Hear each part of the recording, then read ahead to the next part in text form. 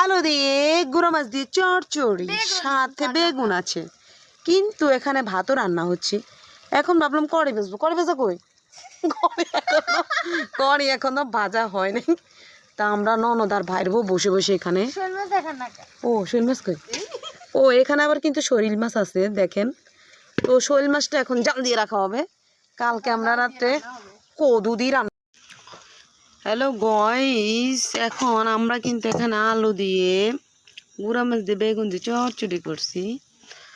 আর কি জানেননি, শোল মাছ এখন জাল দিয়ে থুমু তো কালিগা কদু দি মানে লদু গাছের কদু, তরতাজা কদু দিয়ে রান্না হইব। তো রাতকে রাঁধি আমরা, সকালে রাঁধছি, আমরা মানুষ বেশি তো বেশি বেশি খাই, তাহলে শেষ হয়ে গেছে। তা আবার রাতকে রাঁধি এর বুঝছেন, আঙ্গ ধৈর্য আছে। রাত্রে রাঁধতে হইলে ধৈর্য লাগে বুঝছেন, তো এই ধৈর্য আন্নাগো নাই। এক সময় আমারও আসিল না, তবে এখন হয়েছে। তবে আমি রাঁধি না, রাঁধতাম গেছিলাম, তবে রাঁধছে আঙ্গ বর্তের বউ বুঝিনি।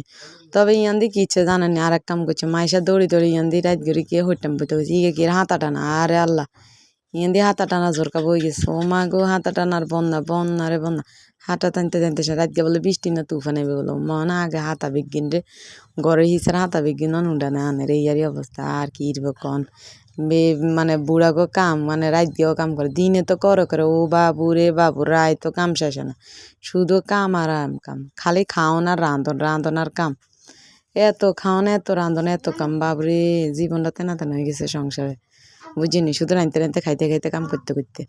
তা গো কার কার এরকম অবস্থা করবেন। আর হুনেন আঙ্গ মতন এত ধৈর্য কারণে বুঝিনি, রাত গিয়ে বইবে কড়ি বাজন, তার হরে যায় ভাত রান্ধন, এর হরে যায় আবার আলু দি বেগুন দি মাছ দি চচ্চড়ি করানো বুঝিনি, এটা আঙ্গ ধৈর্য আছে। তো না অবশ্য দেখছেন এক লাইটের আলো, চারিদিকে অন্ধকার। তো যাই হোক, বাইরে এনে সোলার দ্বারা পাত্তিকে আনে দিছে, এখন একবারে জাকানাকা আলো, কি কেছে বুঝিনি। তো আমরা ইয়ানে বইব রাঁধি আর খাই, আপনারা কি আরেন এই আরে অবস্থা, গ্রামের মানুষে কি খাইব ইয়ানি কিন্তু আঙ্গ পাতু আগের বাড়ি লই দৌড় মারছে আর কথা শুনি,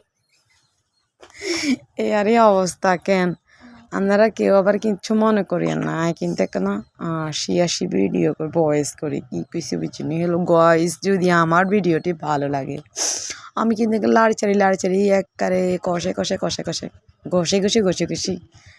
লগে কি দিছি করে তো জানেন নি, সয়াবিন তেল দিছি, সোয়াবিন বাইরে সরিষার তেলের বোতল আনছি, সরিষার তেলের গন্ধ বাস কিছু নাই, শুধু সোয়াবিনের গন্ধ। আল্লাহ বেটাকে বিচার করতে বুঝছেন, বেটারা কি ২ নম্বর আঙ্গুরে সরিষার তেল দিয়ে দিছে, আল্লাহ বেটাকে হেদায়ত করতো। এই আর ইয়ান তেল দিত কড়াই বাজিয়ে মচমিচ হইব, কিন্তু আন্দার ইয়া বুঝছেন কি রাতকে ভিডিও করি আর ভাবলাম রাতগার ভিডিও শেষ করে রাতগার রান্দা কেমন হয় কনছেন।